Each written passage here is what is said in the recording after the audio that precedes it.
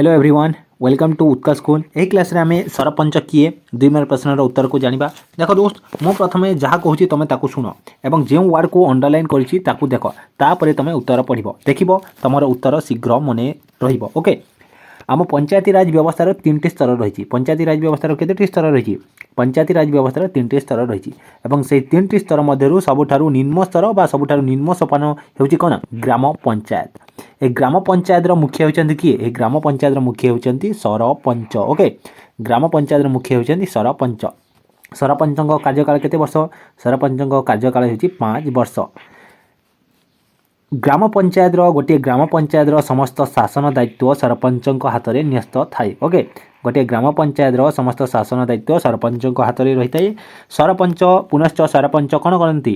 सरपंच ग्राम पंचायत बैठक गुड़िक अध्यक्षता करती एवं ग्राम पंचायत बैठक को आह्वान करने होची सरपंच कार्य एवं सही बैठक में अध्यक्षता करने होची सरपंच मुख्य कार्य।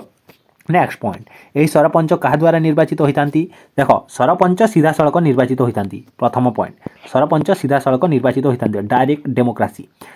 यही सरपंच केवल ओके सरपंच केवल निज ग्राम पंचायत भोटर मान द्वारा सीधा सड़क निर्वाचित होता। मनकर ए ग्राम पंचायत सरपंच केवल ए ग्राम पंचायत साबालक भोटदाता द्वारा निर्वाचित हेबे। बी ग्राम पंचायत सरपंच केवल बी ग्राम पंचायत साबालक भोटदाता द्वारा निर्वाचित हेबे। एहीपरि होइथाय। ओके बुझीपार ताहले सरपंच किए 2 मार्क प्रश्न पढ़ले कौन लिखब?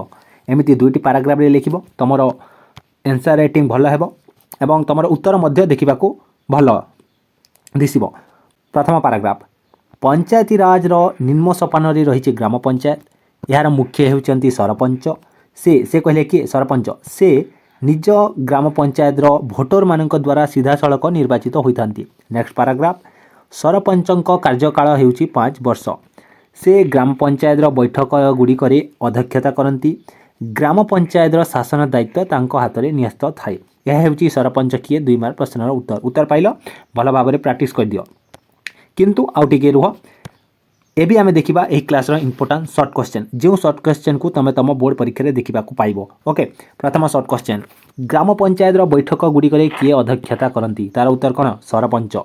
ग्राम पंचायत बैठक गुड़िक सरपंच अध्यक्षता करती। नेक्स्ट सरपंचଙ୍କ कार्यकाल केते वर्ष? सरपंचଙ୍କ कार्यकाल हेउची 5 वर्ष।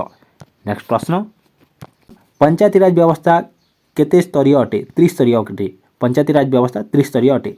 पंचायती राज व्यवस्थार प्रथम स्तर को कौन कह जाए? देख स्तर कहले जहाँ सोपान कहले मध्य ताहा स्तर सोपान गोटिए। पंचायती राज व्यवस्थार प्रथम स्तर को कौन कह जाए? ग्राम पंचायत कह जाए। पंचायती राज व्यवस्थार द्वितीय स्तर को कौन कह जाए? पंचायत समिति कह जाए।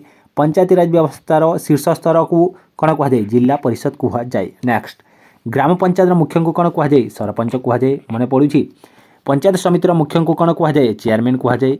जिला परिषद मुख्य को कौन कह जाए? सभापति कह जाए। यह हेउछि इंपोर्टेंट शॉर्ट क्वेश्चन। ओके सरपंचଙ୍କ कार्यकाल केते वर्ष? 5 वर्ष। चेयरमैन को कार्यकाल केते वर्ष? 5 वर्ष। सभापति कार्यकाल केते वर्ष? 5 वर्ष। परवर्ती क्लास रे आमे नायब सरपंच किए 2 मार्क प्रश्नर उत्तर को जानिबा। क्लास जदि भल लागिला क्लास को लाइक करी चैनल को सब्सक्राइब कर दियो। परवर्ती क्लास रे कोन नायब सरपंच किए 2 मार्क प्रश्नर उत्तर को जानिबा।